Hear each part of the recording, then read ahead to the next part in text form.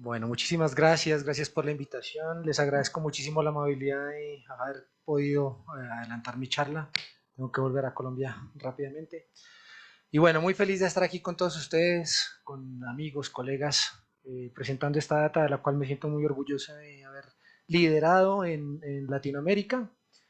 Y pues básicamente agradecer a todas las personas que participaron con nosotros. Estos son mis conflictos de interés y esta va a ser la agenda de hoy. Básicamente voy a hablar un poco del linfoma plasmablástico, la data que tenemos, pero voy a centrarme en el estudio nuestro, en el estudio Plasmablast GEL 001, gracias al doctor Villela por el nombre, y esencialmente arrancar diciendo que el linfoma plasmablástico básicamente tiene que ver mucho con el VIH, ¿no?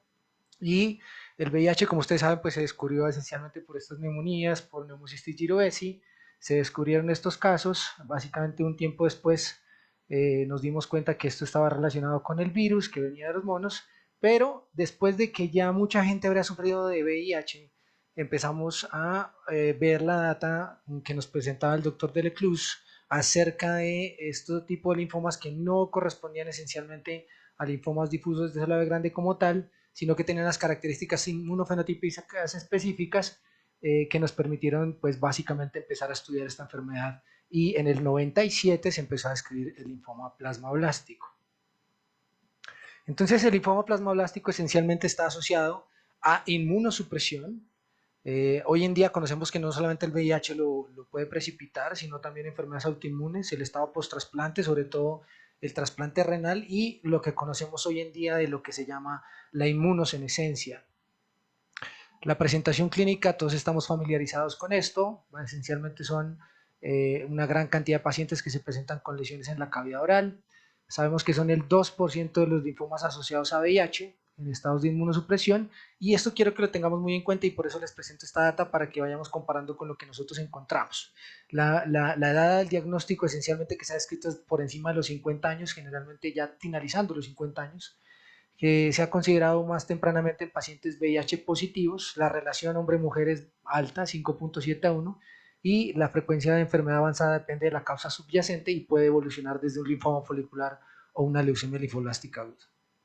Lo que sabemos pues básicamente es que se presenta con lesiones en la cavidad oral, con todas estas sintomatologías que describimos en esta diapositiva, pero también es importante tener en cuenta la presentación extraoral dentro de la cual el compromiso gastrointestinal pues es preponderante e inclusive el compromiso del sistema nervioso central.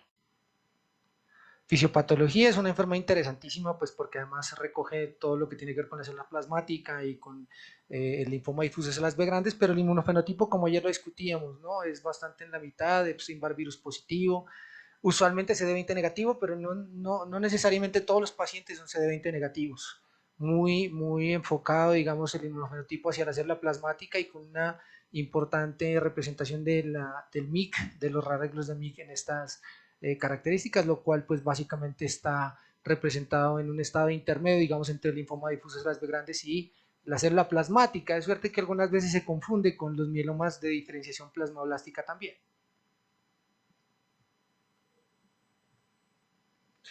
¿Qué asociaciones hemos encontrado entonces? El Epstein-Barr, positivo en la mayoría de los casos, el HHV8 es controversial, algunos estudios lo han asociado, pero básicamente es porque también en el VIH esto se asocia con infecciones por HHV8 positivo y se encuentra coexistencia con sarcoma de Kaposi.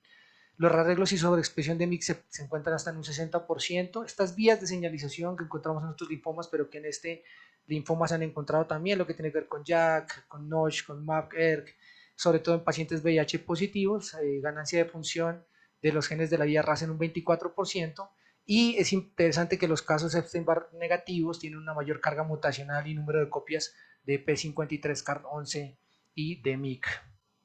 ¿Qué sabemos de los marcadores pronósticos? Y aquí sí quiero detenerme un poquito porque esto es algo de lo que nosotros queremos hablar en nuestro estudio. Miren cómo es la supervivencia de esos pacientes que alcanzan un plató aquí después de los 2 años. Ustedes pueden ver que en el primer año pues hay un 71%, para 5 años un 52% de pacientes que tienen supervivencia. Y es básicamente este plató, pero si ustedes se dan cuenta en esta curva, los pacientes que tienen sobrevida sin enfermedad a los 3 años parece que se acercan a su contraparte etaria en la población general. Lo que quiere decir es que si estos pacientes sobreviven a su etapa inicial del linfoma y tienen respuesta, pues esencialmente podrían estar en algo que llamamos pues una curación operacional o una cura. ¿Qué hemos encontrado también?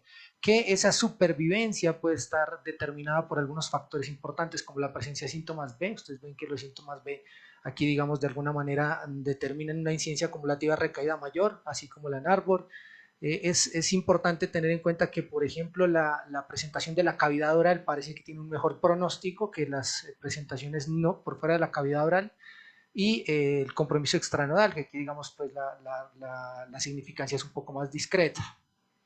Esto que es el estudio del Dr. Chenong es importantísimo porque además es algo que también nosotros queremos mostrar en materia de lo que tiene que ver con la respuesta en los pacientes HIV positivos, los pacientes trasplantados.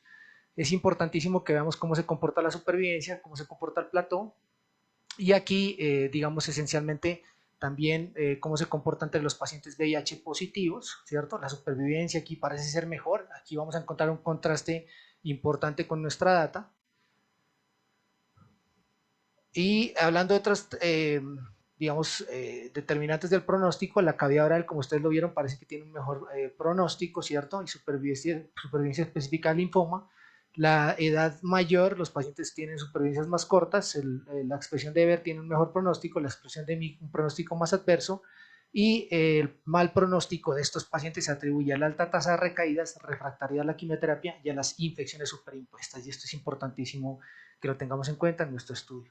El estado HIV parece no afectar la supervivencia, incluso con terapia HART. Aquí vemos cómo se comportan, digamos, igual, en términos de supervivencia e incidencia acumulativa de recaída, no es muy diferente. Y bueno, llegamos al tratamiento. La mayoría de los datos de tratamiento están extrapolados de linfomas asociados a VIH, pero como vamos a ver en estas series que son grandes, una representación muy pequeña de linfomas plasmablásticos. No existe un enfoque estándar, pero tenemos algunas nociones de qué puede incrementar la posibilidad de alcanzar esa respuesta y mejor supervivencia. El tratamiento depende de la ubicación, la extensión del tumor y pues básicamente el enfoque debe ser muy personalizado. La mediana de supervivencia libre de progresión está entre los 6 y los 32 meses y esto es lo que encontramos, por ejemplo, de este estudio, que es un estudio pequeño de pacientes tratados con CHOP, EPOCH y CDE, en donde vemos que hay una supervivencia un año del 66.7% y aquí digamos que lo volvemos a ver, los pacientes alcanzan como una fase inicial de recaídas y alcanzan un plató. Esto es la revisión, digamos, grande de la doctora Barta, que es un documento grande con muchos pacientes. Sin embargo, aquí solamente se incluyeron 6% de pacientes plasmablásticos, pero aquí nos dimos cuenta que probablemente la terapia infusional es mejor que la terapia CHOP, ¿cierto? Con mejoría en la supervivencia global, y esa es la razón por la que utilizamos esencialmente terapia infusional en estos pacientes, sobre todo cuando está asociada a VIH, y este es un artículo interesante que es del doctor Castillo, en donde en estos 16 pacientes se adicionó bortezomib a la terapia y donde vemos unas supervivencias pues, que son bastante interesantes. ¿No? Se logró respuesta completa en 15%, en 15 pacientes, 94%, y respuesta parcial en 1, la mediana de seguimiento de 48 meses y la mediana de supervivencia global de 62 meses. Aquí digamos que encontraron importantes diferencias en lo que tiene que ver con el IPI y en lo que tiene que ver con los pacientes que son VIH positivos, en donde ellos no encontraron muertes en los pacientes VIH positivos. Este es interesante cuando ustedes ven esta gráfica del doctor Chenong, que es uno de los documentos quizás un poquito más grandes que el nuestro. Vemos que los pacientes que reciben quimioterapia pues les va mejor, alcanzar la respuesta completa a estos pacientes pues les va mejor, ¿cierto? Y el IPI también se convierte en un determinante importante. La terapia HART y las terapias emergentes, la terapia HART no solamente, digamos, no debemos enfocarnos en solamente tratar a los pacientes para el VIH y esperar que el linfoma revierta, esto no ha sido efectivo, y esa es la razón por la que nosotros debemos pensar en tratar este linfoma plasmablástico con las diferentes opciones terapéuticas que tenemos para hacer terapia target dependiendo de lo que nosotros encontremos, y estos son los estudios que tenemos hoy en curso, dentro de los cuales hay varias cosas promisorias, como por ejemplo la adición de daratumumab a EPOCH, como las combinaciones pues digamos con bortezomib también, en las cuales esperamos que los resultados pues vayan mejorando. Bueno, ahora ya habiendo revisado esto como en manera general, voy a presentarles el estudio Plasmablat Health 001, nuevamente gracias al doctor Villela por el nombre. 87 pacientes, una serie de las series más grandes del mundo, realmente, y este lo sometimos ya a ASH este año, esperamos que sea aceptado, les estaré comentando. Y bueno, esto es lo que encontramos. La edad, la mediana es de 41 años. Si bien ustedes se dieron cuenta que esto es de pacientes como de 50 en las etapas tardías, nuestra población es mucho más joven. Vemos una preponderancia de la población masculina, como ya lo vimos, se corresponde perfectamente con lo que encontramos en la literatura. Los pacientes, como son jóvenes, pues tienen un ECOG mejor, ¿cierto? Encontramos más estadios avanzados, un 82%. La positividad para el VIH es del 72%, lo cual pues lo comentamos con el doctor Castillo y se complementa muy bien con la literatura. La enfermedad de VIH controlada estaba dada en casi un 60%. El EVER fue positivo en un 57.5%, negativo en un 11.5%, perdimos información en un grupo de pacientes importante, y la enfermedad extranodal fue de 76 pacientes contra 9, un 87% de los pacientes. Aquí es importante pues mencionar que el 11.5% de nuestros pacientes tuvieron compromiso en la cavidad oral, siendo que es lo que más se describe, pero aquí es importantísimo que nosotros revisemos y cada uno de ustedes que aportaron los datos se puedan dar cuenta de esto, que la gran mayoría de pacientes tenían compromiso gastrointestinal y sobre todo rectal. Entonces es muy interesante esta data, y también la parte muscular pues digamos fue bastante interesante, ¿no? Aquí encontramos nosotros que la enfermedad bultosa se presentó en casi un 40%, y el IPI se comportó como de bajo riesgo en 18%, de alto o alto riesgo intermedio en 28%, y perdimos pues una importante data con respecto al IPI. Aquí les puedo mostrar que el CD20 fue positivo en el 6.9% de los pacientes, solamente 6 pacientes. El CD30 fue positivo en 8 pacientes. Y aquí hay un concepto bien interesante, que es la tasa de atrición. Miren que solamente un cuarto por ciento de los pacientes, un cuarto de los pacientes alcanzaron la segunda línea, y menos del 10% alcanzaron la tercera línea, lo cual quiere decir básicamente que nosotros tenemos una sola oportunidad, un solo golpe para tratar a estos pacientes, un solo shot. El trasplante solamente se hizo en 3 pacientes, en un 3.4%, y esto es lo que encontramos en materia de respuestas. Encontramos una respuesta metabólica completa en el 42.5% y una respuesta completa no confirmada en 3.4%, lo cual pues hace un 45% de respuestas completas, y de resto encontramos entonces respuesta parcial 10%, enfermedad estable 4.6%, pero tenemos una alta tasa de refractariedad primaria. Casi un 30% de los pacientes son refractarios a la quimioterapia. Los regímenes más utilizados, el EPOCH 70%, el CHOP 18.3%, otros esquemas que son descritos como HyperCIVA, otros esquemas también fueron utilizados, y solamente 9.2% de los pacientes tuvieron bortezomib. Y cuando vemos los comentarios es que no se tiene acceso, digamos, como a esta terapia en la mayoría de países. Rituximab en 12.6% de los pacientes que probablemente expresaron CD20. Esta es la supervivencia libre de progresión. La mediana de seguimiento nuestra fue de 29 meses y la mediana de supervivencia libre de progresión fue de 19 meses.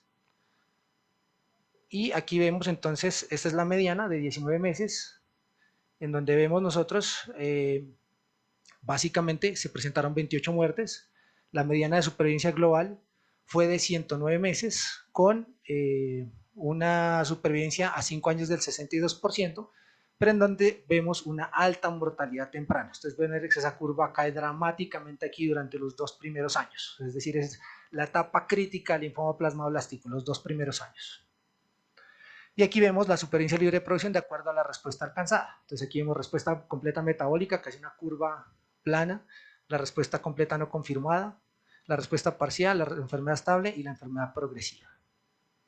Lo mismo ocurre con la supervivencia global, que son unas curvas bastante similares. Obviamente, pues esto se corresponde muy bien, y aquí esto es donde nosotros queremos enfatizar. La respuesta completa versus alcanzar respuesta no completa, pues es bastante diferente, con una P estadísticamente significativa. Cuando vimos esta data, pues nos sorprendimos muchísimo porque casi que es increíble, pero cuando vimos entonces ya los datos anteriores de que los pacientes que superan esta fase inicial se acercan casi a la contraparte etaria, uno pensaría que estos pacientes que alcanzan esta fase inicial de control probablemente entran en esta fase de plato casi de curación. La mediana de supervivencia libre de progresión fue de 9 meses para los pacientes que no alcanzan respuesta completa, versus no alcanzada en la respuesta completa, mostrando un 82% a 5 años de supervivencia y 18% solamente en los pacientes que no alcanzan respuesta completa. La mediana de supervivencia global de 11 meses versus no alcanzada en la respuesta completa, 98 contra 24, con una P estadísticamente significativa, por supuesto. Cuando fuimos a ver qué pasó con el IPI, entonces a pesar de que no hay diferencias estadísticas, hay una tendencia que el IPI más bajo le va mejor, en términos de supervivencia libre de progresión y de supervivencia global. Lo mismo pasa en los pacientes, digamos, VIH negativo. Aquí es importantísimo, por ejemplo, lo que ustedes vieron con la data anterior, que los pacientes VIH pareciera que les fuera mejor en los datos que hemos encontrado anteriormente. Sin embargo, nosotros encontramos que los pacientes VIH positivo tienen una supervivencia mejor, y este sí es un dato importantísimo porque en supervivencia global les va mucho peor a los pacientes que son VIH positivos. Y esto tiene que ver con esto que les voy a mostrar ahorita, y es, bueno, vemos aquí la toxicidad que se encontró grado 2 o menor fue en 25%, pero una toxicidad grado 3 del 36.8%. Y generalmente esa toxicidad que se presenta inicialmente está representada por sepsis. 3 pacientes murieron por COVID, arritmia en un paciente y una obstrucción intestinal en un paciente. Pero miren, yo creo que este es un determinante importante de la mortalidad temprana, y es que varios pacientes se presentaron con comorbilidades o con coinfecciones importantes al principio, un 44.8%.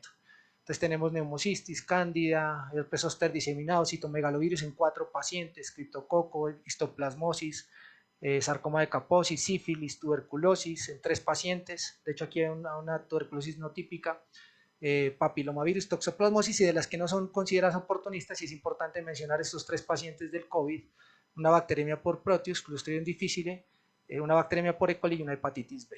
Entonces es importantísimo que estos pacientes tienen, digamos, un pronóstico importantemente afectado inicialmente por esto. La población de Latinoamérica probablemente es más joven de lo que se ha descrito anteriormente. La mediana del diagnóstico es de 41 años, 58 años en el estudio de Chinook, que es el que tiene más de 100 pacientes. El compromiso gastrointestinal alcanza un 40%, mucho mayor que el compromiso de la cavidad oral. El tratamiento más frecuente usado es el EPOCH, seguido de CHOP, y un 9.2% solamente asoció bortezomib, cuando entendemos, digamos, un poco que esto ya se volvió como un estándar of care. Una alta mortalidad temprana, posiblemente asociada a infecciones y toxicidad del tratamiento inicial. Y el pronóstico en pacientes VIH resultó ser peor, posiblemente por la asociación con infecciones oportunistas. Entonces, una conclusión grande: el grupo GEL demuestra en linfoma plasmablástico en la TAM que el determinante más importante de la supervivencia es la posibilidad de alcanzar respuesta completa. Y un agradecimiento enorme entonces al grupo.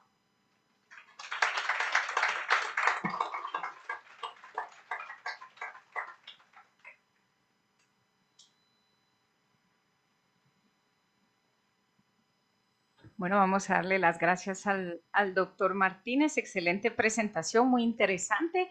Quedamos abiertos a preguntas en la sala. Sí.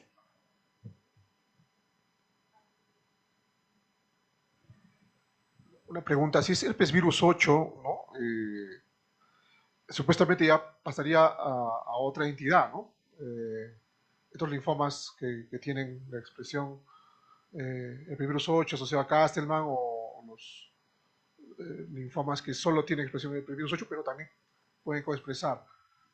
¿No sería un criterio de exclusión si es que tuvieran la positividad para herpes virus 8?